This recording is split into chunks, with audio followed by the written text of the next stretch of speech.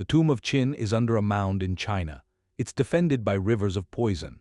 The first emperor's tomb, a secret that's been sealed for 2,000 years, his quest for immortality, it created the most toxic tomb in history.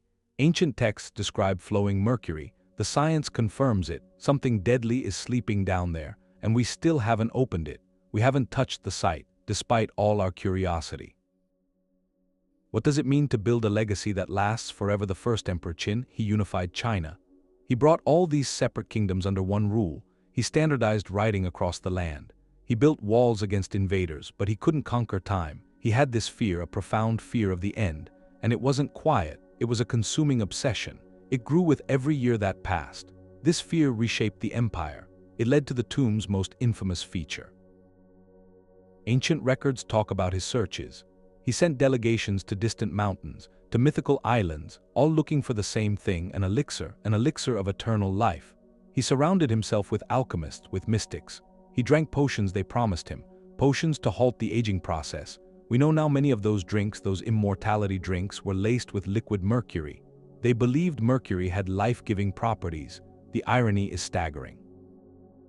The very substance he hoped would give him endless life was slowly contributing to his decline. But this quest, his personal quest, it didn't end with his body. It bled into his vision for eternity. The tomb was never just a resting place. It was meant to be a perfected kingdom, an everlasting kingdom. If he couldn't live forever above ground, he would rule for all time below. In a crafted universe below, every detail was for that. The army standing guard, the replicated rivers and seas. All for his spirit to command. This drive, this refusal to accept a mortal limit is what escalated things. It turned a grand mausoleum into a legend. His fear of death didn't lead to a retreat. It led to an act of creation. A breathtaking, terrifying act of creation.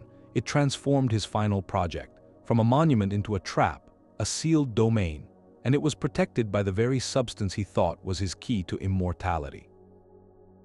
Mercury was the way he controlled his kingdom of the dead. But how do we know any of this? The story of the tomb doesn't come from modern digs. It comes from one old book.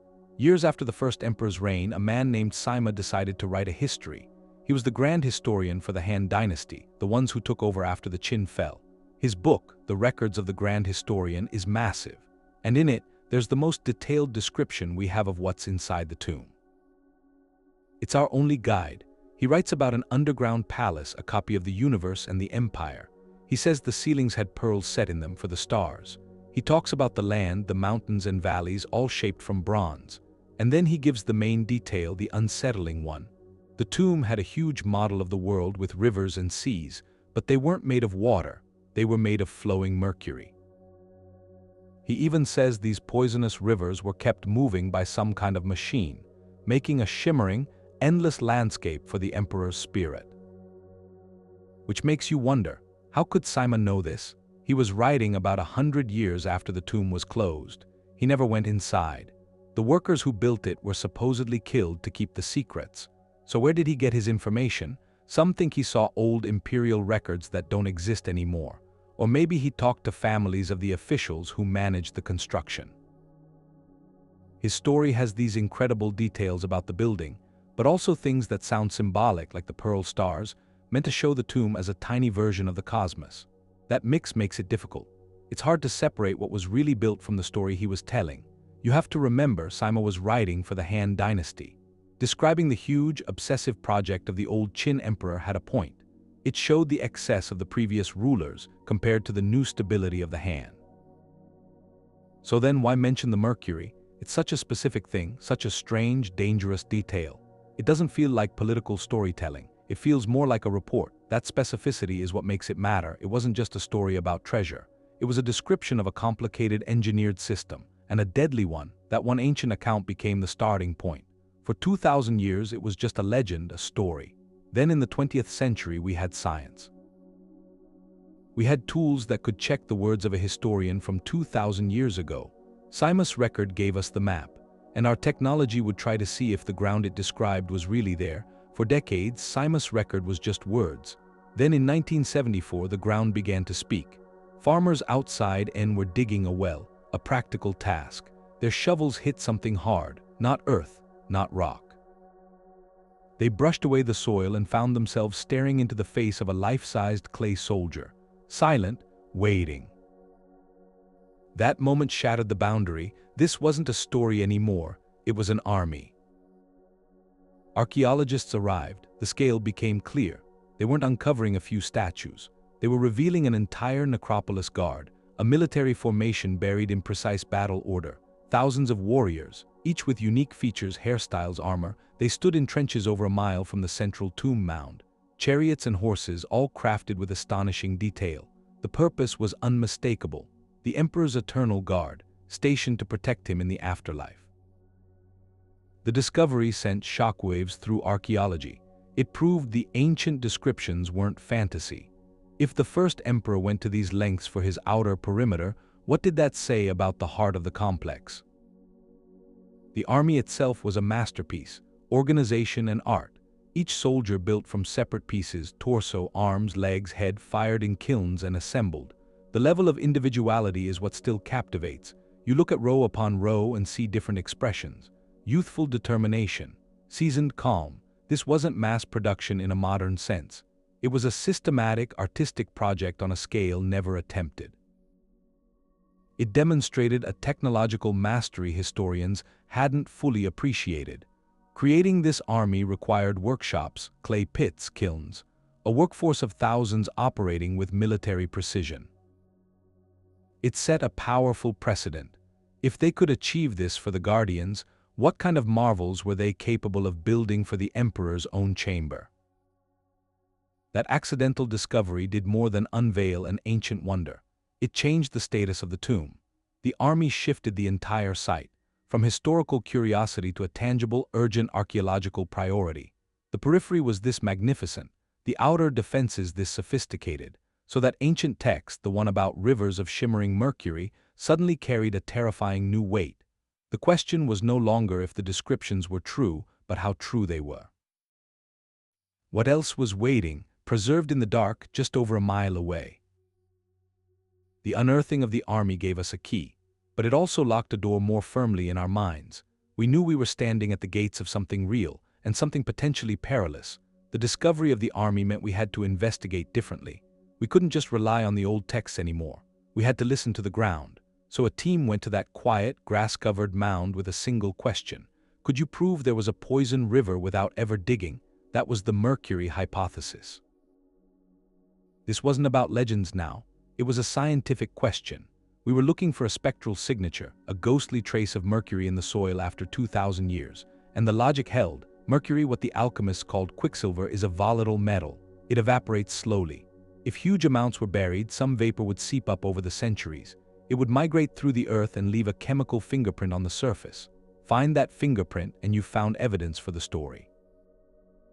But first, why would it be there? Mercury was known in ancient China. They used it in medicines, thinking it could extend life, which is a tragic thought given what we know. They used it in metallurgy for gilding. And they used it to make vermilion, that bright red pigment you see on old lacquer and palace walls. The knowledge was there. The material was there. But to use it on a monumental scale, that was the first emperor's ambition alone. In the 80s, scientists did the first big geochemical surveys over the tomb mound. They took hundreds of soil samples, mapping the chemistry of the earth. What they found was startling. The mercury levels in the soil above the tomb were much higher than the surrounding area, not just slightly higher. The readings showed a clear, concentrated anomaly. And this anomaly had a shape. It followed a distinct pattern, one that mirrored the geography of ancient China. The higher concentrations traced what looked like river channels. The lower areas resembled seas, just like the old text described. Experts looking at the data said the correlation was too precise to be chance. Natural mercury deposits exist, but they don't arrange themselves into patterns that match historical maps. This was a human signature. The data suggested the mercury wasn't just sitting in pools. The varying concentrations hinted at a system, something that could have created the illusion of flow, exactly as Sima wrote. That was the pivotal turn. A literary anecdote from a historian writing a century later was now backed by data. The legend had a measurable heartbeat. It changed everything. The tomb wasn't just an archaeological site anymore. It was a geochemical puzzle. The evidence on the surface was a whisper from the chamber below, saying the most fantastical part of the record might be the truest part. But that proof came with a sobering implication. The same data that validated the story also revealed the scale of the hazard waiting underneath. The ground was telling a story of breathtaking ambition, sealed under a warning. The soil samples gave us a whisper, but science gave us a way to listen, to map what we couldn't see. So they used tools, ground-penetrating radar, electrical resistivity surveys to scan the whole site, building a three-dimensional picture of what was under the mound. It's like a sonogram for the Earth. You send signals down, you read the echoes that come back. Different materials give different signals. Solid rock, empty space, metal deposits, each one has a signature. And what these scans showed was staggering. They mapped a vast underground palace, a labyrinth of walls and chambers, covering an area bigger than many city blocks today. So the scale was confirmed, a buried city for one occupant, but the scans did more. They didn't just show empty rooms. They highlighted spots with an intense, concentrated metallic response. These hotspots lined up perfectly with the high mercury soil patterns from the earlier surveys. It was a convergence. The ancient text described rivers of mercury. The soil chemistry suggested it. And now the geophysical maps were showing us exactly where dense, likely metallic masses were concentrated, in the precise layout of those legendary waterways. This high-tech work built a ghostly blueprint of the first emperor's eternal domain. We could trace the outline of halls, the suggested paths of corridors, and the chilling, shimmering geography of those toxic seas. But these tools have limits, strict limits. They can suggest the presence of metal, but not its exact composition. They can show a void, but not what's on its walls. They reveal structure, not condition. Is the mercury still pooled in its channels? Has it corroded its containers? Has it seeped into everything? The scans are silent on that. They give us the shape of the mystery, but not its substance. This careful mapping lets us appreciate the tomb's breathtaking complexity, while honoring its sealed state. We can study its shadow without disturbing the source. Every scan reinforces a dual reality. We're looking at one of history's greatest architectural achievements, and at the same time at a carefully engineered, dormant hazard. The technology lets us stand at the edge, peering into the dark with a lantern that only reveals outlines, leaving the heart of the legend and its potential peril respectfully and wisely untouched. That shimmering landscape of liquid metal. It's a staggering puzzle. Rivers of mercury flowing underground. It wasn't just pouring it into a ditch. The ancient text mentions a mechanical device, something to keep it in motion. To recreate a living world for the emperor's spirit, the rivers had to move, but mercury is heavy. Over 13 times denser than water, it's sluggish. Getting it to circulate inside a sealed tomb for centuries, that seems impossible, yet the suggestion is there in the record. So what kind of engineering could have even attempted this? One theory looks to water. The Qin and the Han were masters of hydraulic engineering. Complex irrigation networks, canals. They used water wheels, chain pumps to lift water. The knowledge of using flowing liquid to generate motion or motion to move liquid was advanced. Could a similar principle have been moved underground, a hidden hydraulic system? A reservoir placed high within the tomb's structure, feeding mercury down into carved channels. Then, at the lowest point, a mechanical pump, a water wheel turned by a hidden stream of groundwater. Or a series of manual pumps, sealed and set to work before the tomb was closed, lifting the mercury back to the high reservoir to begin again. A closed-loop system, a tiny artificial water cycle for a poisonous metal. The energy source is the biggest question.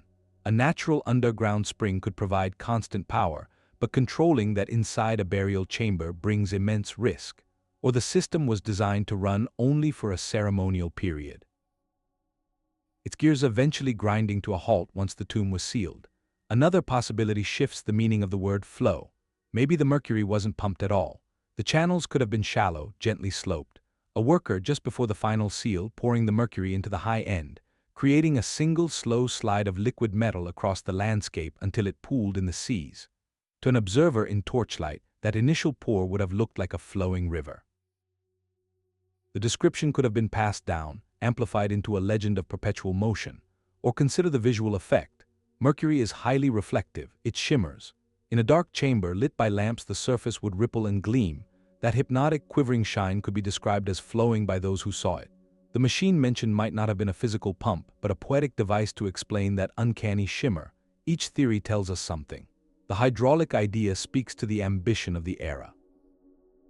They believed they could replicate the cosmos, set its processes in eternal motion. The more symbolic interpretation reminds us these accounts were about conveying meaning. The tomb was a perfect, dynamic mirror of the empire, not necessarily a literal working model. Both views circle back to the same awe. Whether through massive gears or clever illusion, the Qin craftsmen aimed to create the impossible, a captured living geography.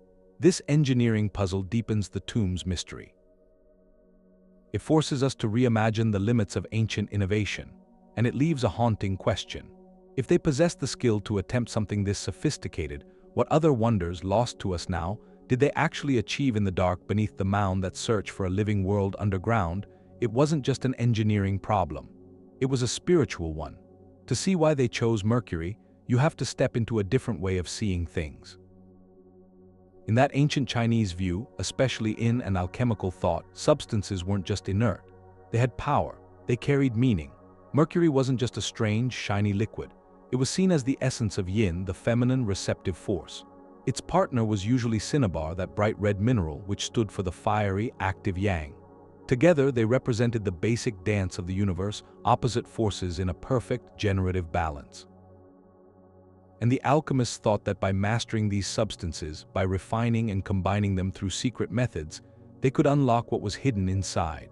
The goal was to make an elixir, not just a medicine but something for a deep change. An elixir to purify the body, to stop decay, and finally to give the drinker a kind of eternal life, aligning them with the timeless, the fundamental force of everything. And Mercury, with its fluid nature, solid in some forms, liquid here, vapor when heated, it was seen as the ultimate agent of change. It was transformation itself made material. To drink it was to bring that power into your own being. And that's the profound, heartbreaking irony that hangs over the whole tomb. The emperor, in his fierce search for immortality, he probably drank elixirs laced with this metal. He was seeking its power to transform, but the transformation it brought wasn't enough. The substance he thought would give him endless life brought about a different, more final change. His pursuit of eternity, guided by the wisdom of his time, it may have directly hurried his journey to an end. That personal tragedy makes the symbolism heavier when we find Mercury right at the heart of his tomb. Its presence there isn't some toxic accident. It's a deliberate, loaded choice. So inside the burial chamber, those shimmering rivers take on a sacred role. They weren't just a poisonous moat. They were a recreation of the mythical waters thought to flow through the underworld, the landscape you'd cross after death. In that light, Mercury became the symbolic lifeblood of the emperor's new, perfected kingdom. Its flow mirrored the vital energies of the cosmos. That reflective surface could have been seen as a boundary between worlds, or as a map of the rivers in the night sky. By surrounding himself with it, the emperor wasn't just building a defense. He was performing the ultimate alchemical ritual. He was embedding the very principle of transformation and eternal balance into the structure of his afterlife. His tomb became a crucible, a sealed vessel where through this symbolic landscape, his spirit could undergo its final perfected change from mortal ruler to eternal sovereign. That toxic barrier was, in their belief, also a sacred conduit, and that reframes it all. It means the greatest physical danger inside the tomb is also its most profound spiritual feature. The poison and the sacrament were the same thing. The Mercury turned that tomb into a sealed fortress. Its defense wasn't locks or traps, it was the air. You could think of it as a permanent sentinel, silent, still on duty after 2,000 years. To see how it works, you have to picture the molecules. Liquid mercury, even in a cool, dark room, slowly releases vapor. It evaporates. That process just keeps going, filling the enclosed space with an invisible gas. And that gas is incredibly toxic. Even a moderate amount, if you breathe it in, causes profound neurological harm. Speech, coordination, thought all affected. Higher concentrations lead very quickly to a serious outcome. The builders back then, they might not have known the biology, but they knew the result. They knew this substance brought a swift and certain end to anyone who handled it carelessly. Then there's the physics of that sealed chamber. Underground, the temperature is stable.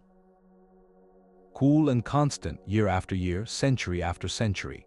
In that environment, the evaporation would reach a kind of balance. The air would become saturated with mercury vapor to a specific, deadly concentration. A hidden atmosphere, perfectly preserved and perfectly lethal. That equilibrium is the tomb's dormant state. But if the seal is broken, if a tunnel is dug or a wall breached, everything changes.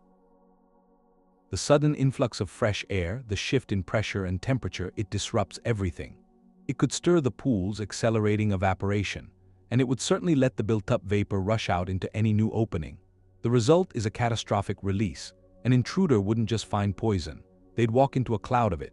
This idea was far ahead of its time, a form of biosecurity, a defense that works passively, eternally, needing no soldiers or mechanisms.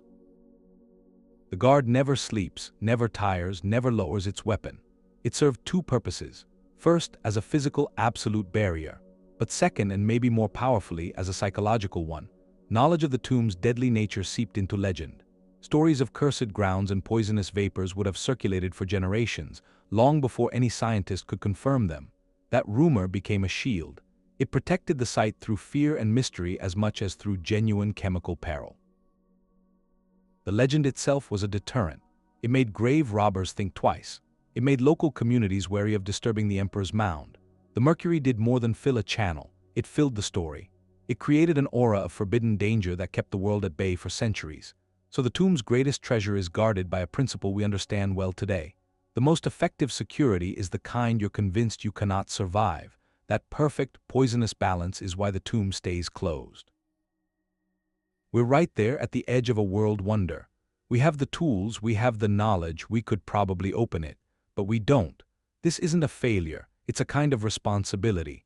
The choice to leave the central mound alone, it's one of the biggest decisions in modern archaeology, a deliberate pause, and it comes from two places: practical hurdles and ethics.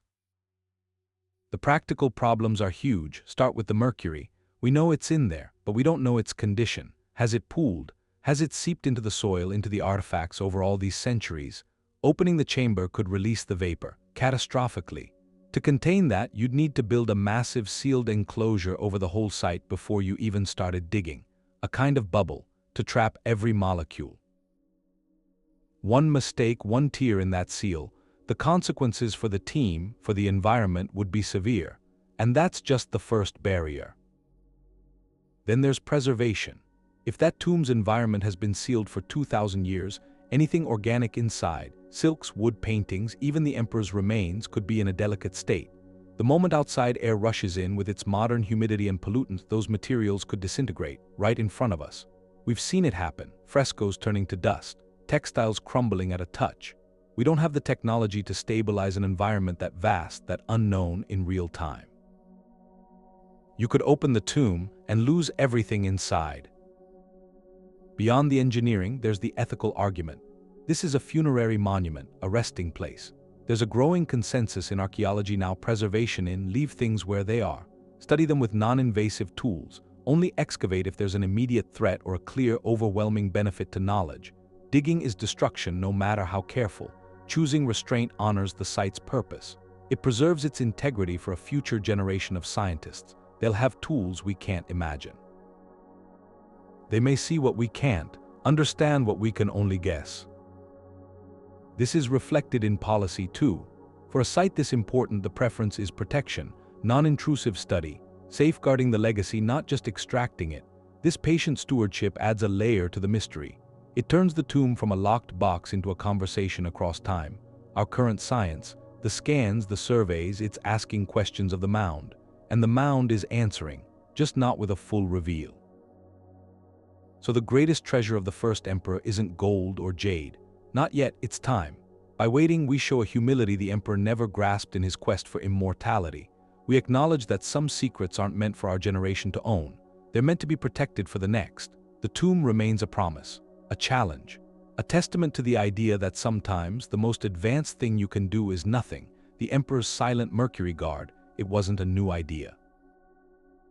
It fits into a much older story, a darker one. The fear of disturbing the dead, the belief there's a price for it, that's one of humanity's oldest themes. From Egypt's pyramids to the jungles of, ancient builders did more than seal doors. They wove legends, they planted stories, curses, calamities, things meant to reach out from the past and punish anyone who trespassed. These tales were psychological fortresses, built to stand long after the physical walls crumbled. The most famous is probably the curse of the pharaohs. It really took hold in the modern mind with the opening of tomb. 1922. Lord, the expedition's financier, he died months later from an infected mosquito bite. The newspapers seized on that. They talked about a curse inscribed on the tomb's entrance. Death would come on swift wings to anyone who disturbed the king. In reality, no such inscription was found, but the story had power. A series of unfortunate events, untimely deaths among people connected to the discovery, it all got woven into a narrative, a story of supernatural revenge. It didn't matter that most of the excavation team lived long lives. The myth itself became the guardian, a global warning. It made the idea of opening an ancient tomb feel dangerous, fraught with something unseen. Across the ocean, the Maya and other cultures took a more tangible approach. In some pyramids, archaeologists have found evidence of structural traps, false doors that lead to dead ends, lintels designed to collapse if you crossed a threshold, labyrinthine passages meant to confuse and exhaust an intruder. The goal was direct: waste the robbers' time, lead them into a pit, bury them in a collapse. These were physical puzzles with fatal consequences, a brutal form of architectural security. But did any culture go as far as the first emperor? Employ a silent chemical sentinel? There are hints. In some ancient Eurasian tombs, traces of arsenic have been found in the soil. Arsenic is a classic poison. Its presence could be accidental from mineral deposits or deliberate from pigments in paints and textiles. But the idea of intentionally lining a tomb with toxic powder, that's a chilling possibility, a slower-acting cousin to mercury vapor. Then there are stories from various traditions. Burial chambers sealed with toxic smoke from burning certain plants. Vessels filled with noxious liquids meant to shatter and spill. These accounts sit in a hazy border between folklore and fact. They show a shared imagination for a defense that outlasts human guards. When you place Qin's tomb among these practices, its uniqueness comes into focus. Others built on fear, on myth, on mechanical trickery. The first emperor escalated it to a terrifyingly literal scientific level. He didn't just threaten a curse, he engineered one. He took a substance revered for its spiritual power and weaponized its physical reality, creating a self-sustaining, eternal hazard. His solution wasn't a riddle to be solved or a story to be doubted. It was an environmental fact, a permanent poisonous atmosphere. That moves the goal from deterrence to guaranteed consequence. It's the ultimate fusion of ancient belief and ruthless pragmatism. In doing that, he transformed a universal anxiety, the vulnerability of death, into a monument so defiant, so dangerous it remains untouchable, not just by legend, but by the very laws of chemistry. His legacy is a sealed chamber where myth and molecule became the same unbreakable lock. The emperor's final years were marked by a growing withdrawal. He became intensely suspicious. He moved between palaces in secret, convinced conspiracies were closing in. This wasn't just caution. It reads like a deeper torment, and at the center of that torment was the substance he believed was his salvation. Qin was a client of the alchemists at his court. These advisors prescribed pills and elixirs to extend life. The core ingredient in many was mercury, processed from cinnabar. They called it the fluid of immortality. The irony is almost too perfect. The emperor, in his drive to conquer death, was likely consuming a slow poison. The symptoms of chronic mercury poisoning echo the historical anecdotes. It starts with subtle effects: tremors in the hands, a loss of coordination. Then comes the psychological impact: heightened anxiety, irrational fears, paranoia. Over time, it damages the kidneys and other organs. The ruler who sought to command the universe was, by some accounts, losing command of his own mind, betrayed by the cornerstone of his quest. This creates a loop. His fear of death drove him to the alchemists. Their prescriptions, laden with mercury, may have amplified his fears. That decline would have deepened his desperation, sending him back for a stronger cure. A cycle of hope and self-destruction. The protector became the destroyer. The elixir was the toxin. This reframes the entire tomb. Those rivers of mercury below ground were not just a grand defense. They were the ultimate extension of his personal ritual. The substance that failed to grant him immortality in life was tasked with guaranteeing his sovereignty in death. It had to succeed below because it had failed so catastrophically above. The tomb is a feat of engineering, but it's also a monument to a contradiction. The quest for ultimate power, over time, over mortality, carries a hidden cost. His story is a cautionary tale. The line between ambition and obsession, between seeking transcendence and engineering one's own downfall. His legacy is dual. We remember him as the unifier, the builder, but we also see a man trapped by his own fears. His greatest creation may stand as a testament to a very mortal mistake: the emperor's sealed chamber. It's more than a historical vault, it's a geological feature. That massive Mercury deposit has been down there for 2,000 years. A silent chemical reservoir, and it's in a constant, slow dialogue with the world around it. So there's a modern question here beyond archaeology. What's the environmental legacy of a tomb like that? Because even the most perfect seal isn't absolute. Over centuries, minute interactions are inevitable. You have groundwater, the planet's slow circulatory system. It flows through rock and soil. It can carry dissolved elements over vast distances. So in an area with a high water table, could trace amounts of mercury have migrated from those channels into the surrounding earth? Could it have entered the local aquifer? That possibility, however remote, it shifts the perspective. The tomb's impact isn't confined to its walls. It may have subtly altered the chemistry of the land above it. Scientists approach this with careful measurement. They take deep core samples, cylindrical plugs of earth drilled from points around the mound. They analyze these samples layer by layer. They build a vertical map of chemical concentrations. They look for anomalous traces of mercury that decrease with distance from the tomb. This isn't about finding a toxic plume.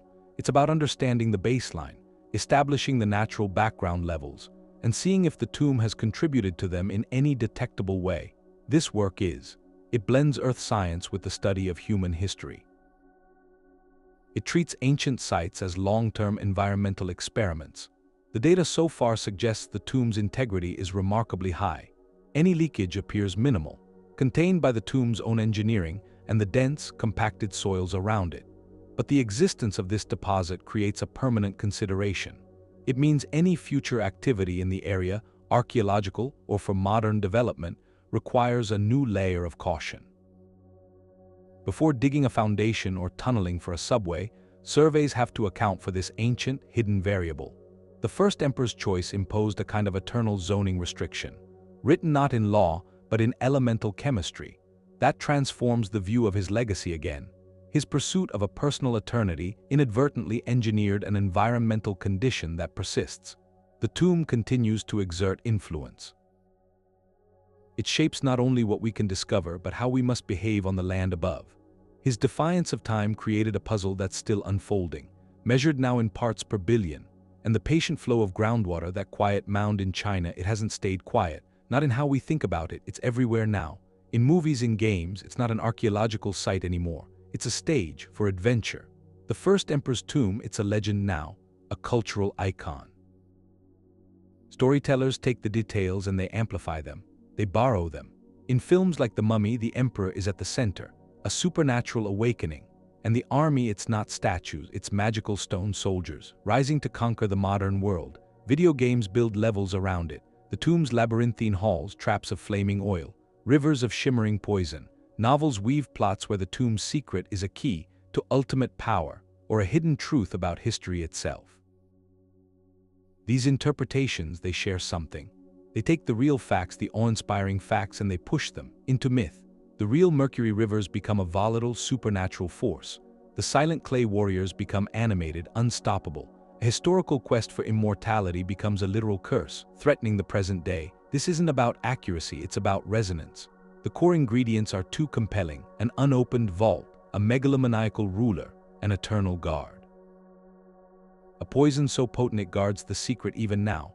Storytellers latch onto these. They're building blocks of timeless adventure. The effect is profound. For millions of people, their first encounter with the tomb, their only encounter, is through these fictions. The line blurs between historical record and Hollywood spectacle.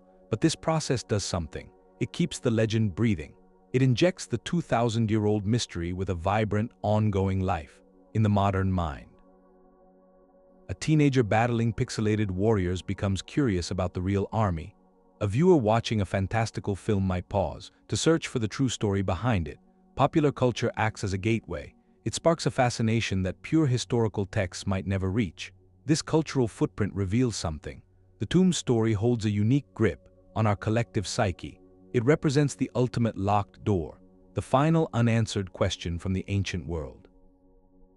We are drawn to stories that promise a glimpse behind that door, even if the glimpse is pure invention. The fictional curses, the animated statues, their modern expressions of an ancient fear and wonder that have always surrounded the site. They prove the tomb is more than a location. It's become an idea, a symbol of humanity's enduring desire to uncover what is hidden. and a warning about the perils that might guard such secrets. In transforming history into myth, we haven't abandoned the truth. We've built a new, glittering palace around it, ensuring the mystery in all its forms continues to captivate. Generation after generation, the desire to see inside is still there. It hasn't gone away. But how we try to do it, that's changed. It's become more delicate. Back in the early 2000s, archaeologists had this problem. They wanted to know what the conditions were like inside the tomb complex, but they had promised not to intrude, not to break anything open. Their answer was technology. A surgical method, they picked a spot, a secondary burial pit near the main mound, a place they thought held ceremonial objects. They didn't dig it up, instead they drilled a hole, a very small, precise hole about the width of a coin. Through that tiny opening they fed a fiber-optic endoscope, a slender, flexible tube with a camera and a light on the end. It was like keyhole surgery. On history, the probe went into the dark, silent space, and what the camera sent back. It was breathtaking. The images showed a chamber, undisturbed for thousands of years. The air was still. And there, resting in the dust, were these bronze artifacts, exquisite pieces, chariot fittings, intricate vessels, all in a remarkable state, perfectly preserved. The colors on some surfaces were still vibrant. There was no collapse, no water damage. The environment was stable, sealed. That tiny peak was a revelation. It proved you could learn profound things without excavation. The data was minimal but monumental. It confirmed the conditions for preservation. They were exceptional. If a subsidiary pit could protect bronze and pigment for 2,000 years, what did that mean for the central chamber? The implications were staggering. It hinted at a level of preservation that defies imagination. Silks that might still hold their weave, lacquer that hasn't cracked, an entire courtly world frozen in a single moment. This experiment also validated the cautious path. It showed technology could be our eyes where our hands can't go. It started new discussions about the next step. Could you design a more advanced robotic explorer, a device small enough to go through a similar drilled passage into the main tomb's antechambers, a robot with more than just cameras, with sensors to measure humidity, gas composition, temperature, without ever taking a sample? Engineers and archaeologists have talked about such machines for years, a robotic envoy, sent into the sealed realm to report back. On the atmosphere, the layout, the state of the Mercury rivers, it would be the ultimate remote exploration. But even this idea has immense challenges. The robot would have to be incredibly small, agile, sterile to avoid contamination. Its very presence, its heat and movement could change the microclimate it's trying to measure. And the physical obstacles are unknown: collapsed passages, narrow doorways, those legendary flowing channels. They could block its path completely. So far, no such mission has been tried at the main mound. The endoscope probe is still the deepest technological look we've taken.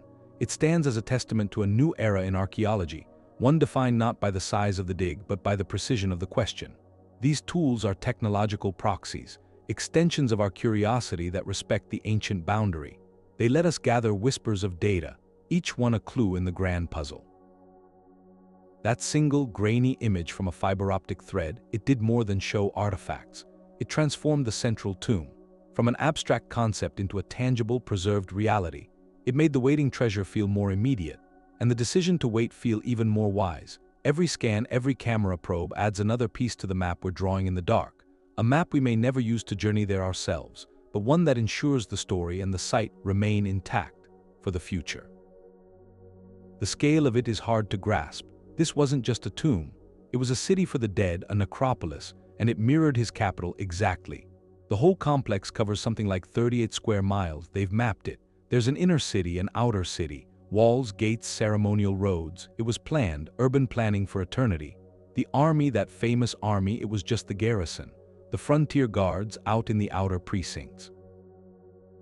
Inside the walls, in that underground capital, they provided for everything. They found bronze chariots, complete, horses, drivers ready for processions. Another pit had figures, acrobats, strongmen for entertainment. They found a pit with hundreds of stone armor plates, each one linked with bronze wire, functional suits of armor for a stone army that would never move. And it went beyond objects. There were pits with real horses, from the imperial stables. And the records talk about people from his court, people who went with him. So this complex was a universe, a self-contained universe, built to supply his spirit with every resource, every servant, every instrument of rule, every pleasure from his life. Calling it a tomb misses the point. It was a transplanted empire. buried so his sovereignty would never end. And that's where the Mercury rivers make sense. They weren't just a moat, they weren't a random wonder. In this microcosm, they were the central geography. They represented the great rivers, the Yellow River, the Yangtze, the lifeblood of his realm, now flowing for him alone. Their placement would have been the heart of the map. This is what takes it from architecture to ideology. The symbol and the substance merge. The poison that defended his rest also charted his eternal kingdom. The practical and the profound became the same thing, a final statement. That his rule and the very landscape it commanded were now permanent, sealed, inviolable. That mound held a promise that was almost impossible to grasp. For a tomb robber, the math was simple. The first emperor's wealth was the stuff of legend, gold, jade, treasures to make you a king. But for 2,000 years, that central mound was never touched. The outer pits, the army trenches, they show ancient looting, signs of fire. But the heart of the necropolis stayed quiet, and that wasn't an accident. The defense, more powerful than any stone slab, a defense built in the mind.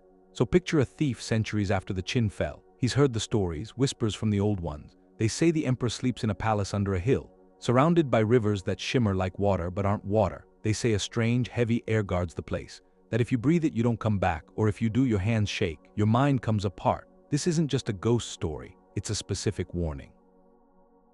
A physical warning of a death that isn't quick, it's slow, it's humiliating, it steals your body and your sanity. For a robber, that changes the calculation. Other tombs have collapsing ceilings, hidden pits, dangers you can outsmart, or at least dangers that are quick.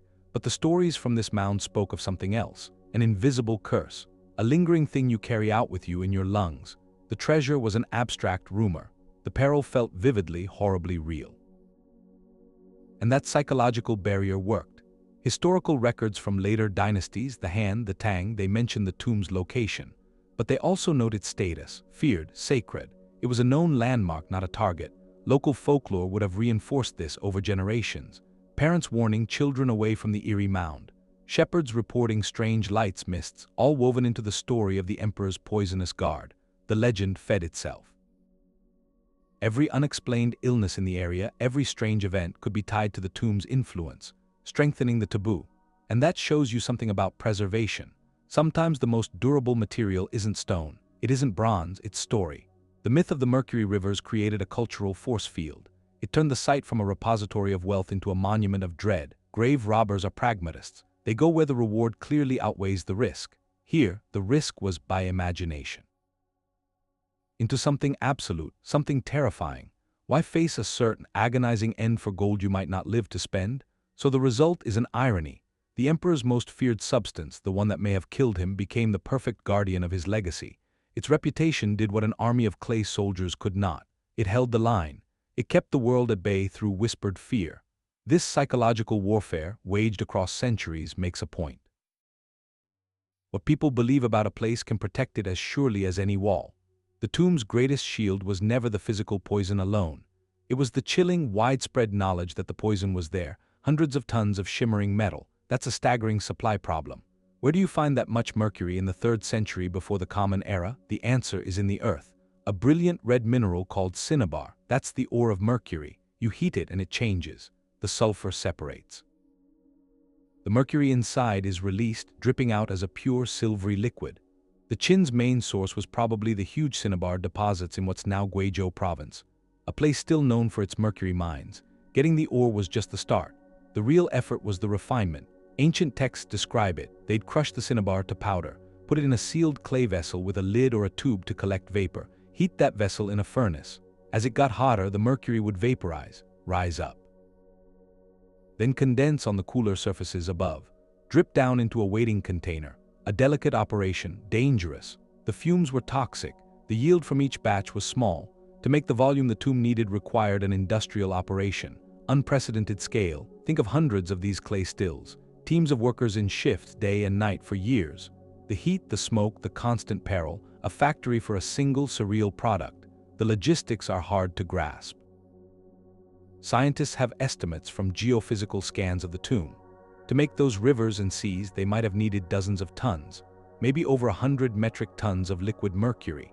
To visualize that, 1 ton of mercury fills about 74 1-gallon jugs. Now multiply by 100. The mass is one thing, the purity is another. Ancient refining was good but not perfect. The mercury would have had trace impurities, tiny amounts of other metals, gold, silver, lead. Residual sulfur from the cinnabar.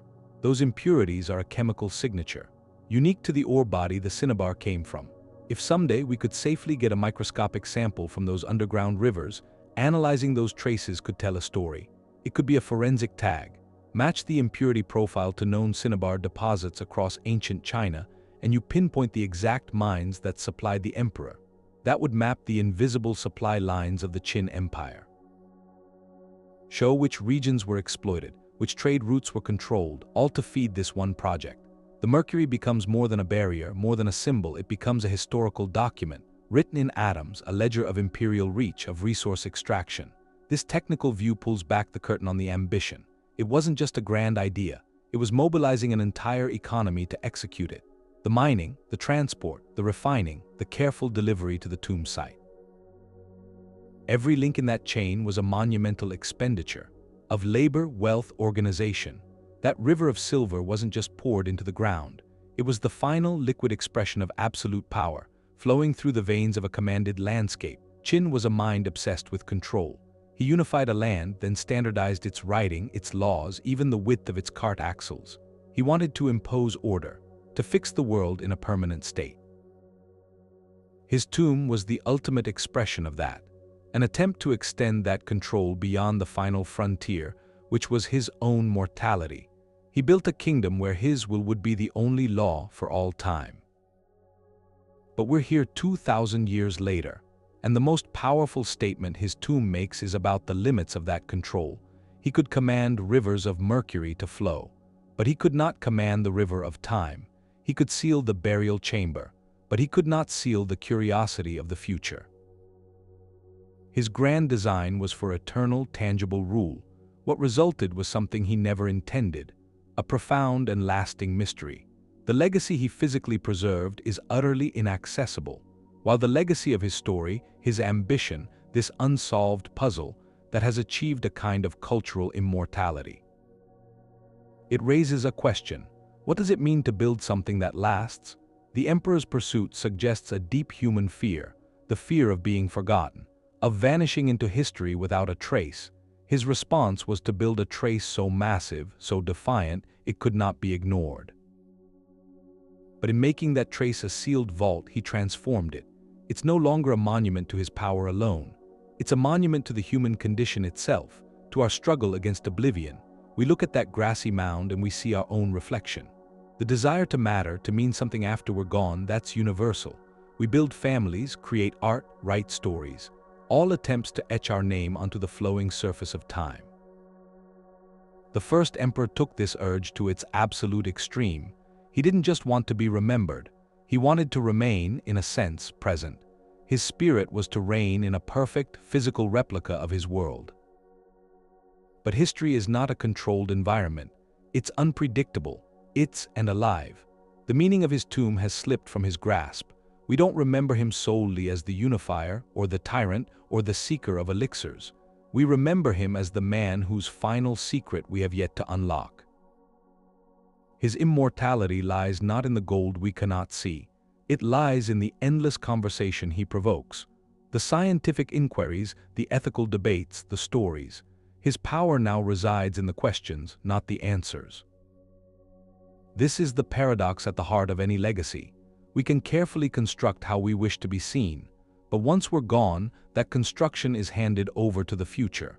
It will be interpreted, reinterpreted, celebrated, criticized in ways we cannot foresee. The tomb, as a physical object, is a frozen moment of Qin ambition, but as a cultural idea, it is constantly evolving, remade by each new generation that encounters it. So perhaps there's a lesson here about remembrance. The things we try hardest to control and preserve in a fixed state, they often become the most elusive, while the things we release into the world, ideas, stories, acts of kindness, sparks of inspiration, those are the things that travel. They adapt. They truly endure. They live in the minds of others. The emperor's most enduring achievement was not the empire he built, which fractured soon after his passing. It was the mystery he left behind, a mystery that makes him endlessly fascinating, endlessly present in our collective imagination. It prompts a quiet reflection, not about palaces of Mercury, but about the simpler marks we leave. What do we want our own legacy to be? A sealed chamber, impressive but forbidding, or an open story, one that invites others in, adds new chapters, continues to breathe long after we're gone? The silent mound in Qian does not give us the emperor's treasure, but it offers a far more valuable gift, a mirror held up for 2,000 years, showing us our own timeless yearning to be part of the story that comes next. The real value of that sealed chamber isn't gold, it's knowledge. If we could open it safely, what would we find? The first thing would probably be a library, not books but bamboo slips, tied together with silk cords. That was the writing material of the time.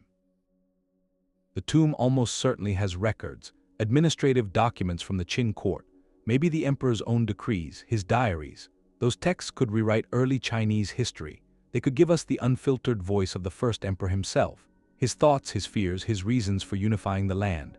They might list the names of the thousands of artisans who built the tomb, giving identity to that anonymous workforce. That would be a historical windfall, filling gaps that have lasted for. Then there are the artifacts. The endoscope probe showed pristine bronze. The central chamber would hold the peak of Qin craftsmanship. Silk robes woven with intricate patterns, maybe still holding their color. Lacquerware gleaming black and red without a single crack. Musical instruments now silent that could teach us about ancient scales. The emperor's personal effects, his seals, his armor, his carriage, would offer an intimate portrait of the man behind the legend. Each object is a data point, a frozen piece of a culture we know only from fragments. We would finally confront the Mercury rivers directly. We could measure their exact volume, analyze their purity, study the engineering of their channels. Was there a pumping mechanism? Were the channels lined with bronze or stone? The answers would settle the ancient debate, show the breathtaking hydraulic engineering of the Qin. We might also encounter the emperor's final resting place. His remains, preserved in that stable environment, could offer insights into his health, his diet, maybe even the physical toll of his reported mercury consumption. That would be a deeply personal conclusion to his story, and a deeply scientific one. Beyond confirmed history, there's the potential for the utterly unknown. That sealed, stable environment may have preserved materials or technologies we have no record of. Unique alloys, advanced textiles, chemical preparations lost to time. The tomb is a time capsule from a peak of innovation. It may hold surprises that challenge our timeline of technological development. Yet for every potential gain, there is a parallel and profound risk. The moment that seal breaks, the clock starts. The carefully balanced atmosphere which has protected these organic treasures for 2,000 years would vanish. The humidity would change in an instant. The introduced oxygen would begin a rapid chemical reaction. We could watch helplessly as silks darkened and crumbled to dust before our eyes. Lacquer could peel and warp. Those precious bamboo slips, their ink barely held to the surface, might become an illegible, blackened mess. The very act of discovery could trigger the destruction of what we sought to preserve. This is the ultimate archaeological dilemma. The tomb represents a frontier of knowledge, a locked door behind which lie answers to questions we've asked for centuries.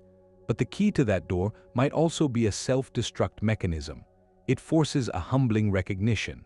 Some truths are so fragile that the pursuit of them ensures their loss. So the mound stands as a permanent question mark, a testament not only to ancient ambition but to a modern discipline's own boundaries. It asks us what we value more, the certainty of preserving a mystery or the fleeting, perilous chance to solve it.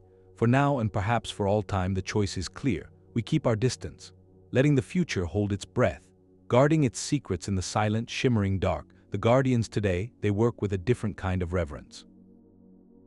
Their tools are sensors, not shovels. Their goal is protection, not revelation. It's the quiet science of conservation, a discipline for preserving what we've decided for now should stay unseen. Around that silent mound, there's a network, always active. In test pits in boreholes, arrays of instruments measure the tomb's hidden environment. They track minute changes, temperature deep in the earth, humidity. They sample the air for any trace of gas, watching for the subtlest sign, a sign the ancient seals might be shifting. All that data creates a living health record for the site, a baseline of stability. They're listening to the tomb's heartbeat, making sure its long sleep stays undisturbed. They also guard the mound itself against nature. Teams survey the earthen structure, looking for signs of erosion from wind and rain. They analyze its structural integrity, model how it might withstand seismic activity in the region. It's not just about preventing a collapse, it's about maintaining the precise conditions. The conditions that have preserved the interior for 2,000 years. A crack in the mound could alter the internal humidity. A shift in the water table could threaten that delicate balance. Their work is preventative care, treating the entire landscape as a patient that has to be kept in perfect health. Then there's the most forward-looking effort, digital archiving. Using 3D laser scanning, conservation teams have created a hyper-detailed virtual model of the entire necropolis.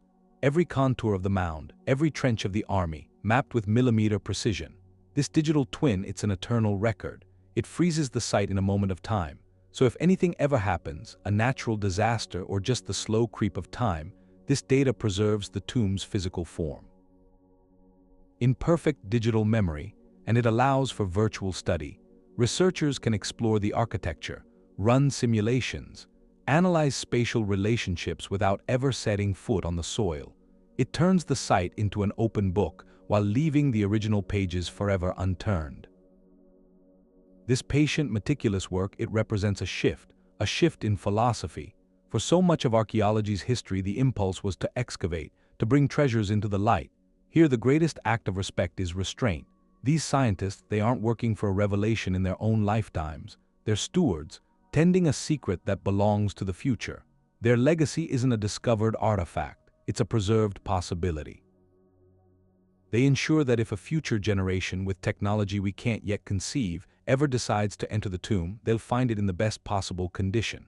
And if that day never comes, the story won't be lost. It'll live on in terabytes of data, in environmental logs, in a virtual world that honors the physical one. This is archaeology redefined, not by discovery but by profound patience. A humble acknowledgement that some mysteries are kept. Not for us but for the timeless curiosity of humanity itself. That quiet mound is a national symbol now. Its meaning has moved beyond archaeology. It's become part of Chinese cultural identity. When you stand there looking at the army or toward the sealed tomb, you're not just seeing an ancient site. You're looking at the physical origin point of a unified China.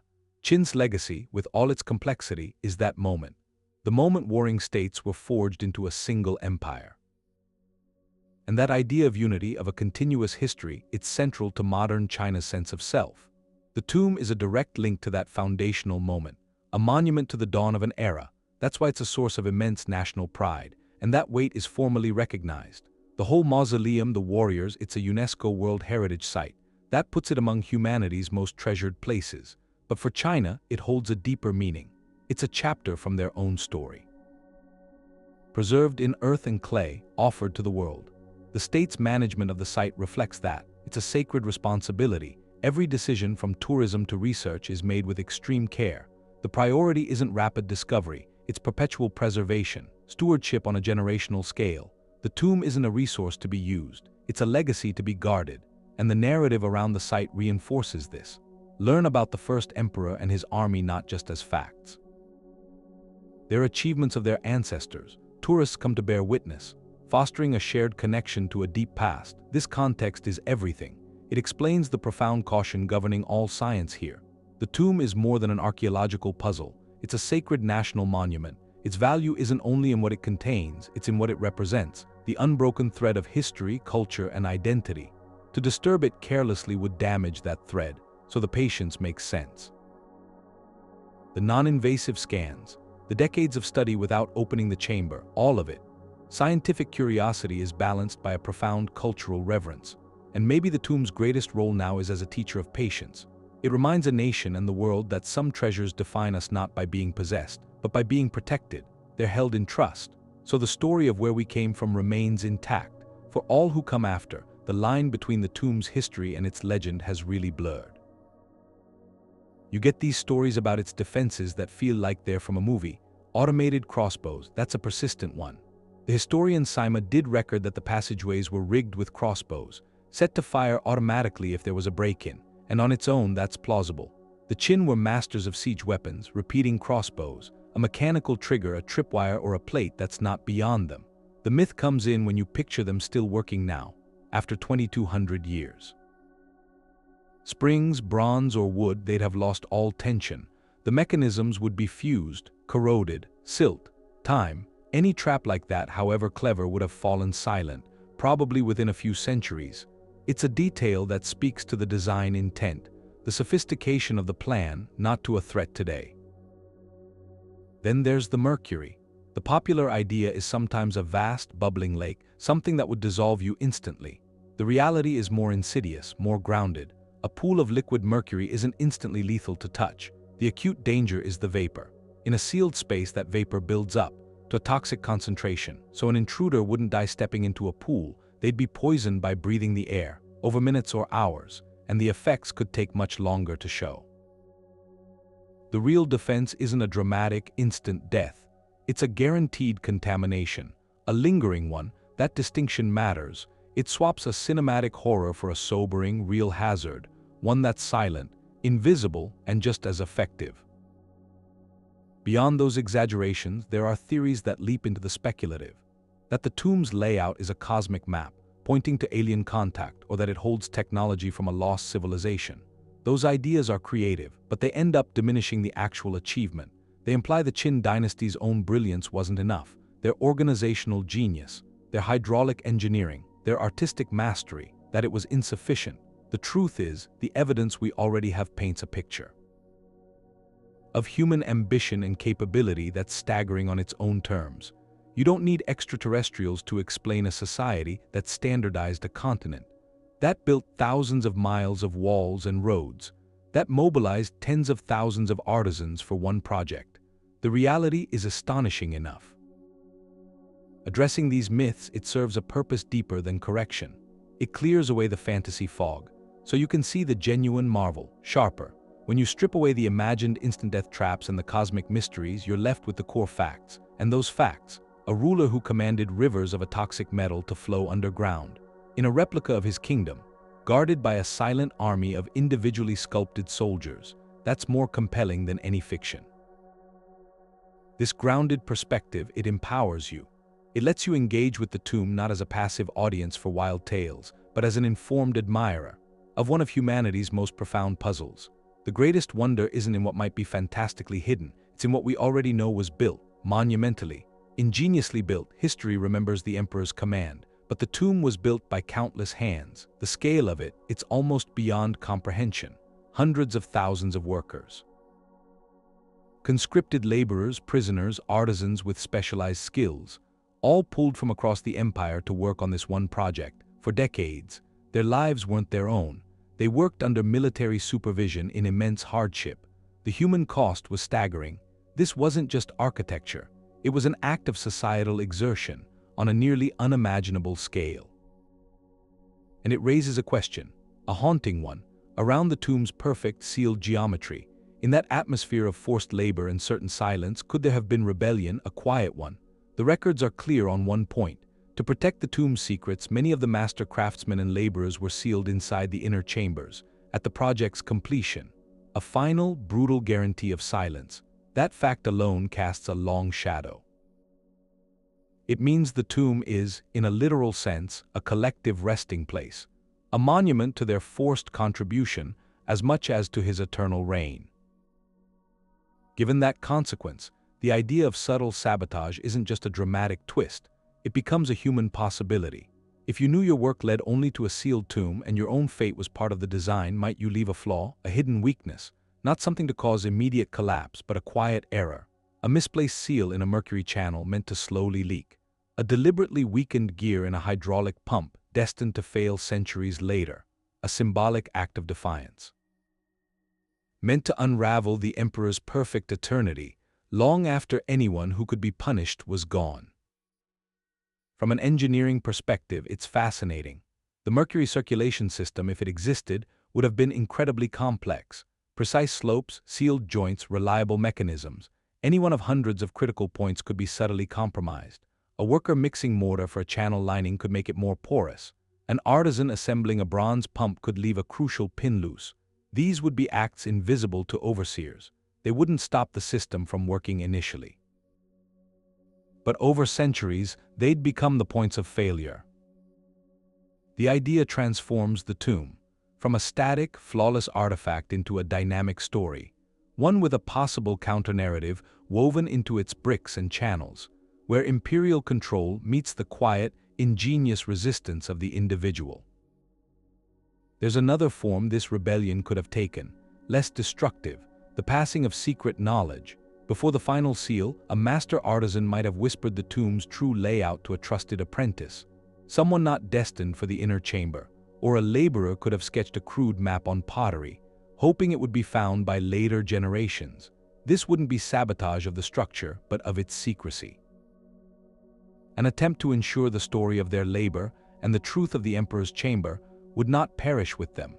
No such map has ever been found, but the persistence of certain details in folklore around the site is intriguing. Local stories sometimes contain echoes of the official records, suggesting a lineage of oral history that may have begun with those who were there. This perspective doesn't diminish the tomb's engineering marvel. It deepens its human resonance. It reminds us that history is rarely a simple tale of top-down command. It's a messy interaction between the will of the powerful and the actions, however constrained, of the multitude. The first emperor's vision demanded perfect obedience, but perfect obedience is a human ideal, not always a human reality. The silent, looming mound may hold within it not just the emperor's will, but the faint, indelible marks of those who translated that will into stone and metal. Their legacy might be a slow leak, a silent failure, a whispered truth. It suggests the greatest defenses ever conceived could still be vulnerable to the most ancient force of all, the human spirit, seeking in some small way to write its own story into the walls meant to silence it forever. That shimmering toxic landscape under the mound, it's not an isolated idea. It echoes something, a story told everywhere in countless languages. The journey to the land of the dead in so many traditions involves crossing a dangerous river. In ancient Greece, that was the river Styx, a dark, swirling boundary. Souls had to cross it, guided by the Karen. In Japanese Buddhist tradition, it's the river. Your deeds in life decide whether you cross on a bridge, at a shallow ford, or get lost in the depths. Even in ancient Egypt, the solar bark carried the sun god and the soul of the pharaoh through the perilous waters of the underworld every night. This motif is a human constant, a final symbolic trial, a cleansing or a test before reaching the realm beyond. Qin's engineers took this universal spiritual concept and made it literal. They built his river of the underworld, but they didn't build it for souls to cross. They built it as a permanent, impassable feature of his new kingdom. And in a profound twist, the emperor had already made his own crossing. Through the act of death itself, his spirit was now on the far side in his replicated empire. The Mercury rivers were his Styx, left behind and deliberately poisoned. They became the eternal moat, guarding his shore from anyone who would follow. That transforms the tomb. It's not just a burial site anymore. It's a mythological statement. The emperor wasn't just copying the geography of China. He was enacting a deep-seated archetype of the afterlife journey, but freezing it at the moment of his own arrival. He turned a spiritual transition into a fortified border. This comparative view shows the chilling genius of the design. Where myth spoke of metaphorical peril, the Qin engineers delivered a tangible, chemical one. The danger of the mythological river, forgetfulness, judgment, purification, was made manifest as a vapor that attacks the nervous system. The archetypal was replaced by an invisible, toxic atmosphere. That fusion is what makes the site so uniquely powerful. It represents a point where humanity's oldest stories about what lies beyond collided with the peak of an ancient civilization's technical capability. The spiritual was made structural. The symbolic was made lethally real. Seeing the Mercury channels through this lens changes our understanding of the emperor's ambition. He sought not just to replicate his empire, but to command the very architecture of the afterlife itself. By materializing this universal myth, he was asserting a terrifying form of sovereignty. He was declaring that in his eternal domain, the rules of the spiritual journey were his to engineer. The rivers that once tested souls were now under his control, repurposed as the ultimate defense for his everlasting reign. It shows a mind that thought in scales both vast and intimate, mapping the cosmos while weaponizing a primal human fear. His legacy is a paradox, a tomb that is at once a specific product of Qin technology and a universal chapter in the story of how humanity has always imagined what waits on the other side. The scale of the project makes you ask a modern question. What did eternity cost?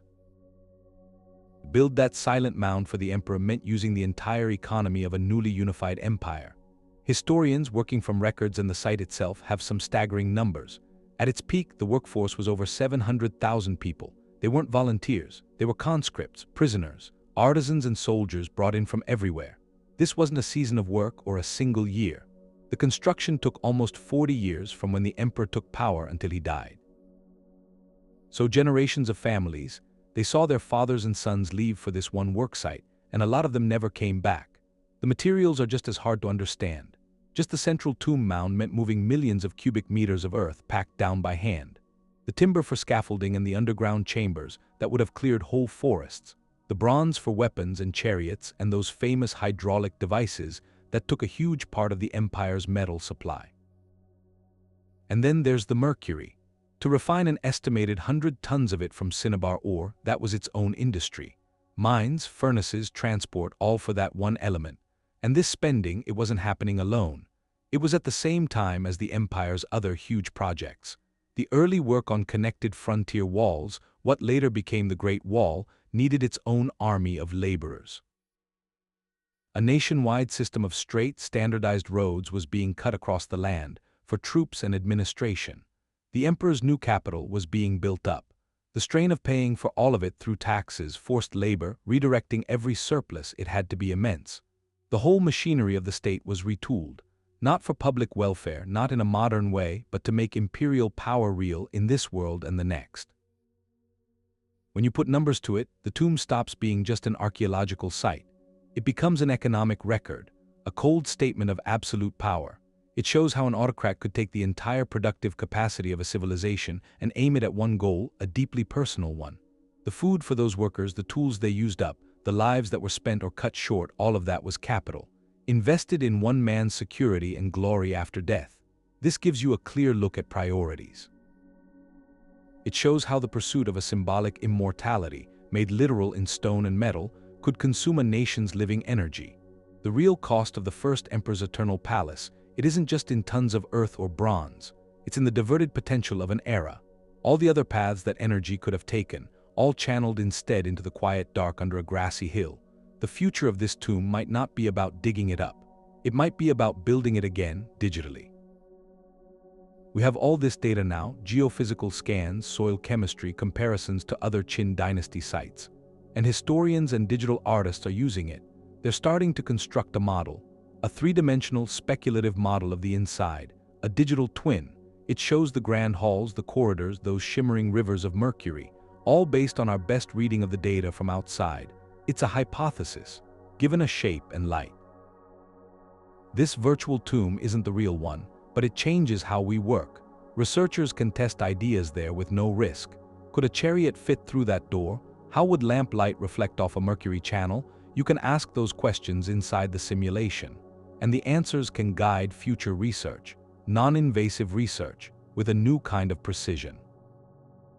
For everyone else, this technology is already opening the site. Museums are creating virtual reality tour. You could stand in the middle of the army pit, look up at the rows of soldiers, then walk the ceremonial road toward the central mound. With a headset, you take a guided journey through a reconstructed version of the underground palace. You see details you couldn't see otherwise. You hear explanations that would be impossible there. It solves the core problem, it gives access. It satisfies curiosity and supports education. And it does all that with zero risk to the original site. The tomb's story turns a page. Now its mysteries are probed with algorithms, with creative imagination. This digital frontier keeps the original sacred, but it also unlocks its potential to teach, to inspire. It means the first emperor's legacy isn't locked away. It's shared, it's explored, and it's continually reimagined. In the limitless space of our own curiosity, the sealed mound of the first emperor, it's more than an ancient site. It's a conversation between centuries, Between the ambition of a ruler who tried to command time and the patience of a world that chooses to wait, we've traced the legend from its roots in alchemy, through the silent testimony of the soil, through radar, to the quiet hum of sensors standing guard now. And each layer we peel back, it doesn't reveal an answer. It reveals a deeper question. A more intricate one. This enigma forces a confrontation with our own nature. We have this curiosity, this desire to know, to possess the truth. And yet here at this threshold we hold back. Our tools aren't picks and shovels anymore. They're scanners, they're ethical debates. The tomb challenges that impulse, the impulse to discover. It asks us to weigh something. The fleeting triumph of revelation against the permanent responsibility of preservation. In the end, the greatest legacy of Qin might not be the empire he forged. That fragmented soon after he was gone. It might be the mystery he engineered.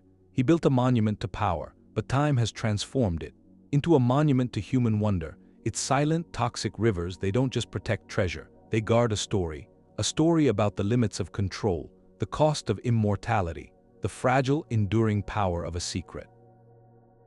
When we look at that quiet hill, we're not just looking at a tomb, we're looking at a mirror, and it reflects our own struggles with legacy, with our own fears of being forgotten, our own choices about what we leave behind. Will our marks be sealed vaults, impressive but forbidding, or will they be open stories inviting future generations to add their own chapters?